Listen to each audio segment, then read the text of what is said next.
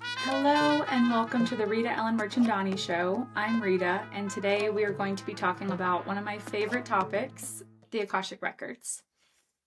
This is something that is truly very special to me and has quite literally changed my life. And I'm very passionate about this subject. So I want to dive deep into one, what are the Akashic Records today? Two, how might they be something that we can use in our lives as a tool and work with as a tool? And three, who might benefit from an Akashic Record reading? And I really want to start by first sharing my journey with the Akashic Records, because I think that will give you insights into why I am, one, so passionate about it, and two, how I really see myself as a living testament to how powerful they can be. So to start with that, I think I need to tell you a little bit about my journey. Back in 2020, I had left my corporate job. I was just back from this really incredible life-changing trip to Asia, where I had learned all these different things about spirituality. I was very much focusing on my spiritual path. And around that time, COVID started to become a thing in the beginning of 2020. And simultaneously as that was happening, I had picked up a corporate job working as a consultant for different hotels. And my hotel job just disappeared. One day it was there, one day it wasn't after COVID. And when that happened, I was meditating one day and I kind of got this intuitive hit that there was a woman who I should get an Akashic Record reading from. I knew of this woman because of my mom, and I had never had a reading with her though. I just got this feeling of like, this woman will help you know what to do. So I reached out to her, and I just thought it would be like a regular psychic reading, but it wasn't. It was an Akashic Record reading. And that reading forever changed my life. In that reading, she basically asked me and told me that I would do well if I started to read the Akashic Records myself. Now, at this point in my journey, I did not have a spiritual business. I did not know what I was doing with my life. I thought I was going to continue to work in hospitality. I had a desire to start to do something else, but I had no idea what that was. And, I kind of asked her when she told me this, well, one, what are the Akashic Records? I sort of had this idea of what they were, but two, how the heck do you read them? And her answer to me was that just try and it'll come naturally. So I did. And I started out what I do now, by giving free readings. And then that turned into starting to charge $40 for a reading. And then it gradually progressed. And at this point, I have read for, I would say, over 500 people, maybe more than that. I've definitely done over 1,000 to 2,000 readings at this point, because I've read for many people many times, along with myself. And I've transitioned to teaching others how to read the Akashic Records as well. So I'm sharing that with you so you know a little bit about my story, how I found the Akashic Records, how my journey with them began, and I want to open that door introducing you, so hopefully you can have your own magical journey with the Akashic Records if it hasn't already become pre-existing to you yet. So with that said, let's dive into what are the Akashic Records. I want to share that I didn't know what they were when I went for my own reading. I just knew that it was something that I wanted to do, or I felt called to do. And this is really common with the Akashic Records. You will just see it and it'll start to pop up in your field, and you'll be like, all right, let me go try this thing. Other times you do a lot of research and you're just like, okay, I want to learn about this. So if you were to go to Google right now and type in, what are the Akashic Records? It's very likely that you will find something that says the Akashic Records are an energetic field of all time and space. Now, to me, that sounds like a lot. Like, what does that mean? So the way that I have learned to describe it is that the Akashic Records are the past, present, and future being expressed right now. So in the Akashic Records, I call it a soul-to-soul reading.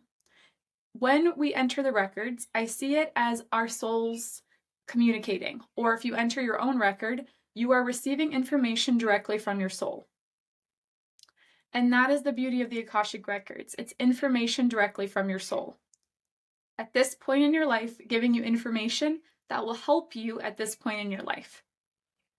Now, I'm going to talk a little bit about what you can learn in a reading and how it might benefit you in your life if you feel called to learn more about the Akashic Records. But I'm also going to give you what I've learned over time about the Akashic Records that might be a new perspective. After doing readings, you start to see a lot of patterns. When we enter the Akashic Records, there's a few things that I like to tell everyone I work with. So personally, if you try this at home, the way I've learned it and the way that I really was self-taught it, the only experience I had was with my teacher who gave me the reading. Other than that, I've never learned or read from a book about how to read the Akashic Records. It was very much intuitive in what my own Akashic Records started to tell me about how to read them. So the first thing I would say is that when reading the Akashic Records, and this is something I always do, there's always a prayer. And with prayer, with an intention, you really tell energy what your intention is, right? So there can be this idea, well, if the Akashic Records holds the information to all of time and space, why then don't we know who our next president is? Why don't we know who you're going to marry? Why don't you know? Why don't you know? Why don't you know? And to me, those questions often stem from our human ego. And the way that the Akashic Records kind of keeps this information, to me, sacred, is that when I say this prayer, I set the intention only what is for our highest good. So for 99% of people, knowing who you're going to marry would not be for your highest good. The reason for this is that if you knew that information, would you still do all the work to become the person who's needed to become to marry that person? You know, if we knew who our next president was, would we still go out and campaign and change policies and still become the evolution of our souls that's for the highest good? So I feel like it's important to share this part of what a lot of people ask before diving into as well what you can learn. So with at least the way I teach the Akashic Records and the way that I show up in sessions, it's really important to me that it's only what's for the highest good. So if you ask a question in the Akashic Records and you don't get an answer, it's likely coming from ego. Like, for example, if you go in your own Akashic Records and you ask, will I get this job? If you're not getting an answer, it's very likely because you're not meant to know the answer. You're meant to live it out. And so whether you are someone who already practices the Akashic Records or you're wanting to learn, it's super important, in my opinion, to set that prerequisite when you enter the records, only what's for the highest good. And also that's what keeps, at least me, very grounded as a human, and also able to do all this stuff with energy. Now, if you are interested in an Akashic Record reading, I want to talk a little bit about what you can learn from a reading and why we might even want to go there in the first place. You can really learn anything from a reading. And some common examples of what you could learn would be about your past lives, about future lives, if you want to really, if that's something that you're interested in. Because the Akashic Record sees time as existing all at once. So it would make sense you can still tap into a future reality. You can learn about past traumas and from this life or beyond, and how the patterns are still continuing. You can learn about your relationships, like what are we meant to learn from this relationship? How is this teaching me? You can learn about your life path, your gifts. And we all have gifts. They all are expressed in different ways. So you can really tap into what is my soul's truest expression. What else is the big ones? I think those are the main, really big ones, but you can also learn how to communicate with your soul. Now, what this makes me think of next is like, well, what's the difference between speaking to my heart or, being psychic, or what is the difference of the Akashic Records? And the only way that I can express this is it is a change in frequency. So every time I enter the Akashic, I feel, I'm getting chills, like a shift in my reality. So I see things differently. And with those I've taught, they kind of say the same thing. Now,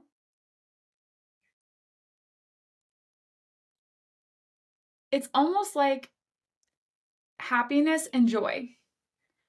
They can be kind of similar emotions, but one feels different. Like that's kind of what you experience when you enter the Akashic. It's a change in frequency. So to make it more grounded though, that's what I would say. It's like that subtle shift of like, ooh, this is different. I'm experiencing something different. I can tell. This is different. And honoring that experience from your soul. So when you're in that place, you can then start to ask about, okay, I'll give you a perfect example from a previous client I worked with. She had a big fear of the dark at nighttime. So we went into the session together and we did some exploring. And what we found was it was from a past life. And through the Akashic, she led herself. I was there with her. Her soul showed her what to do. And it essentially said, okay, you can let this go from this past life, this experience. And she did. And, that was the end of the session. I didn't really hear anything else from her. She said, I loved it. Didn't think anything else about it. About 2 or 3 months later, she messages me and she says, Rita, I have to tell you the craziest thing. I was with my family and I usually have like a nightlight because at night I don't like the dark. And they noticed I wasn't using it. And they said like, "Oh, like what happened?" And, she didn't even realize at that point that she no longer had a fear of the dark. It was her family who showed her that. And that is the power. That is a perfect example of the power of things you can start to learn and work with energetically to release in the Akashic Records. Sometimes one session can literally change a fear you've had your entire life. And it's so subtle, sometimes it's so simple, you don't even recognize it. Those around you start to recognize it. But again, that only happened because her soul said, okay, it's time. It's for your highest good. Let it go. There are other things, we can go in the Akashic Records, and it's still part of our soul journey. We have to keep learning it. And that brings me to something else, which is called a soul contract. And that is something really big you can learn about in the Akashic Records. So soul contracts, I would describe as certain lessons that we are either consciously or unconsciously living out. So, for example, you could have a soul contract with another person, but most of the time it's with a certain energy.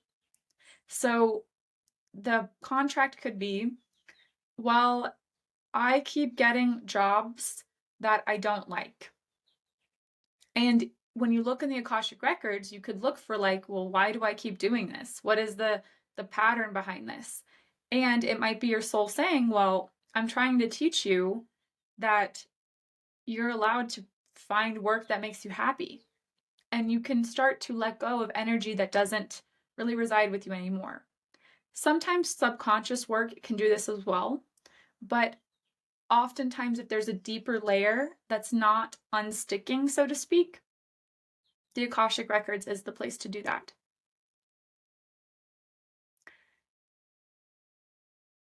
Ultimately, there's so much you can learn in the Akashic Records. There's really no limit.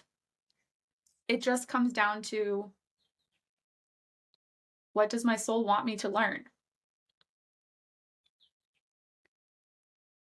I want to transition now to who may benefit from a reading. This is a tricky question because, in my mind, everyone can benefit from a reading if you're open to it. Even if you don't believe in past lives, even if you don't believe in future lives. The idea of the Akashic Records is that it's the expression of your soul. So, whatever you believe, your soul is going to bring up information in the way that it will resonate with you. Your soul is not going to project an idea of someone else onto you. And I think that's what's important to remember. Our soul is finding creative ways to speak to us. So it's not even uncommon, like if someone in a session speaks another language, that something might come through in a different language. That is because that is their soul's expression. So if you are wondering, should I get an Akashic record reading? Should I learn how to read the records? Here are some questions you can ask yourself. 1, do I feel called to learn about the Akashic records? 2, what part of me is calling me there? Is it this unknown feeling? I would say a lot of people who have worked with me specifically, they often just say, I don't know why I'm doing this, but I just feel called to try it. And, to be honest, that was my situation too. I meditated, I thought of someone, and then I went for the reading. I didn't even know what it was. And right now, what happened in that reading is a living manifestation of my entire life. You never know what's going to happen.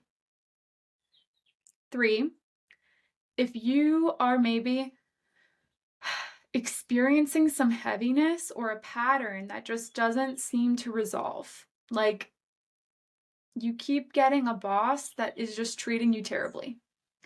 You keep dating men or women who are making you feel like unlovable, like as an example, or who keep repeating a pattern.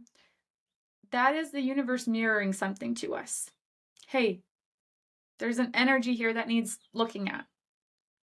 And to be honest with you, there are so many modalities that you can use. What's most important is that you pick the one that resonates with you, because that's the one your soul is calling you towards. 4, you're just curious. I think that's important too on our spiritual journey, is to have fun and be curious.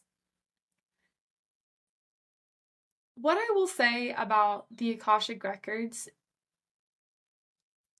is that it's a part of the quantum field. It's one energy that we all are consciously or unconsciously constantly tapping into. However, there is something so beautiful when we consciously do it. Like if you imagine you're with your partner or your best friend and you're around each other, it's fun, it's cool, you don't have to be doing anything and you feel great. But there are those conversations you have where you're just so present and so deep, and it is just like, gosh, I love you. Like, you're my person. That, it almost brings tears to my eyes, is how I kind of see the Akashic Records. It's that presence.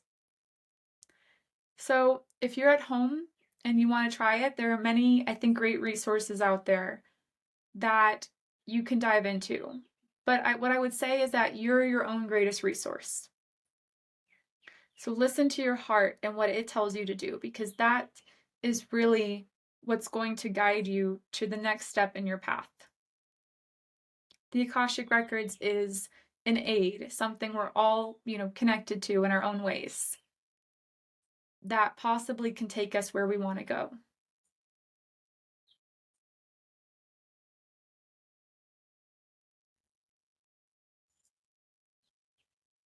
I really hope that this provided some insights into the Akashic Records, and also maybe opened up something within you. Whether you decide to have a reading, whether you decide to learn it for yourself, or whether now it's just something that exists in this universe. I think that's pretty powerful.